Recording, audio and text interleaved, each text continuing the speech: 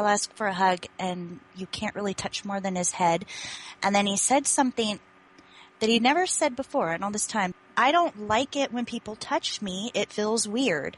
And that's the most that he'd actually vocalized exactly why it bothers him so much that he was being touched. It really feels weird to him. But I had an incident on Monday where I took both of my boys at the same time to my oldest son's psychiatry appointment, thinking, well, you know, if they start to act as if they're overstimulated, if they're acting out, well, it's a psychiatrist's office, so who the heck there is going to judge, right?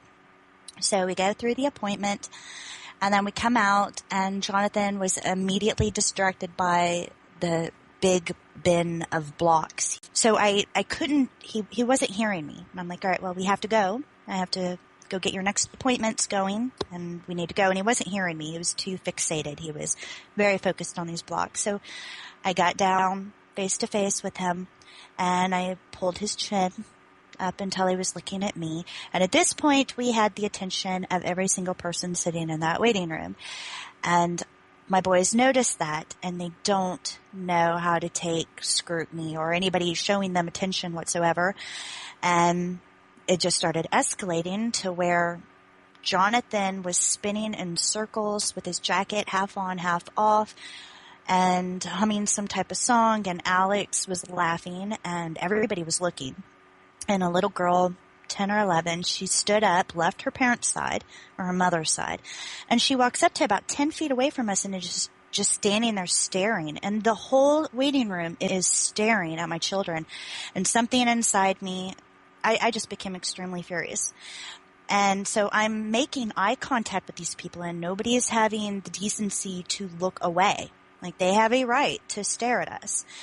And finally, you know, I keep looking back from this little girl to her mother, and I'm not going to say anything to this little girl. So I look at the mother and I said, my boys are autistic. What's your daughter's excuse for being this rude? And her eyes just like plopped open, and she called her daughter back over. And then I made a point of looking back at every single person. And that time when I looked at them, everybody looked back down. They looked away. And at that point, I had the boys' appointments, and we walked out. I don't normally like to react that way, but just because my children look neurotypical doesn't mean that they necessarily are. And people keep putting these accusations out there, and I've had people walk up to me and say how they would discipline my child. I mean, people have a lot of gall, a lot of nerve, and I think that probably is what bothers me the most.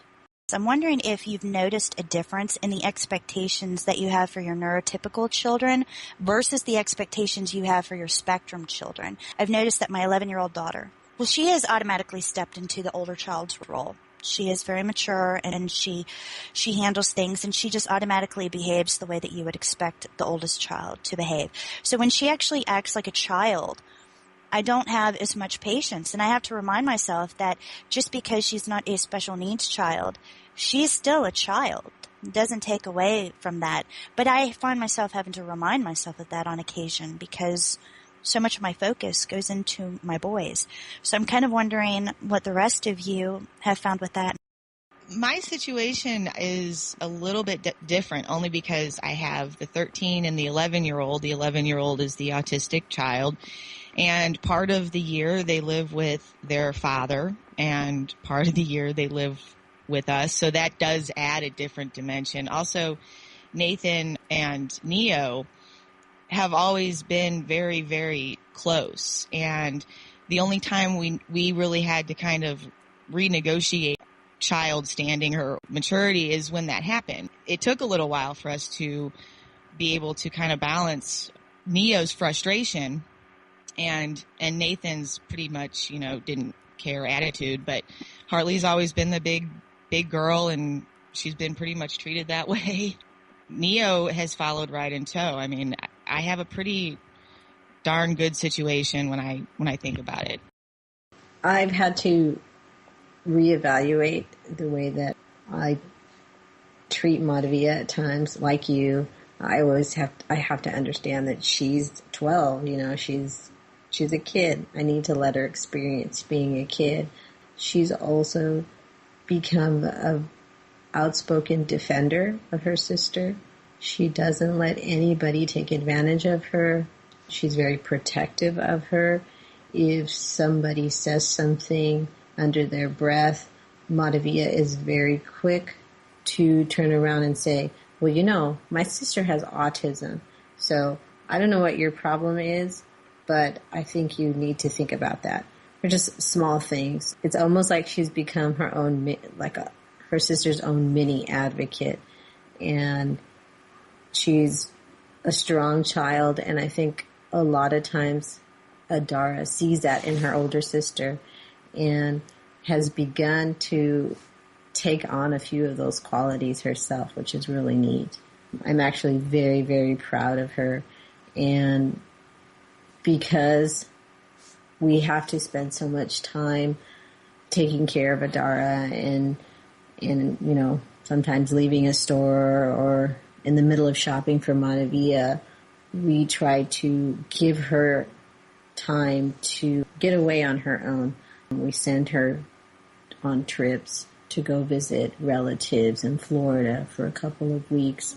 She does summer camps, winter camps, where it just kind of gives her a time to be her own individual, because we know that she spends so much amount of time in her day being with her sister, playing with her.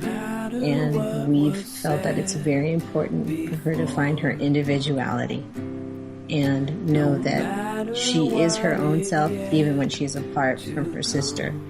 And it also gives Adara a kind of break. When they're separate, it's not as extreme as when they are together. I was recreated with moving parts, a pair of wings, and working hard.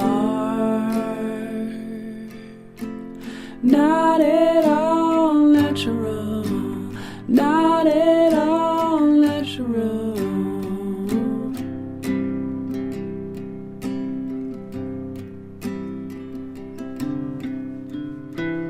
Can you remember how we were?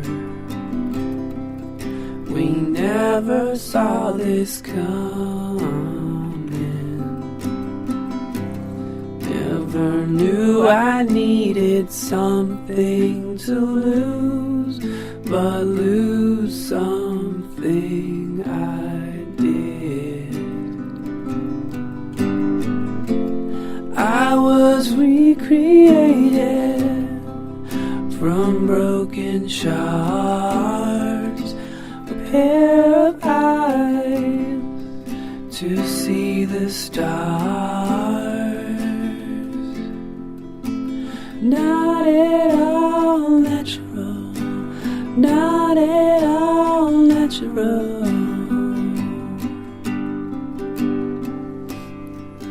When I look back, I'm glad to see I embrace the things unnatural to me, like the love of God forgiveness brings. When I look back, I'm glad to see I was recreated with moving parts, a pair of wings, a working hard. I was recreated with moving parts, a pair of wings, a working hard.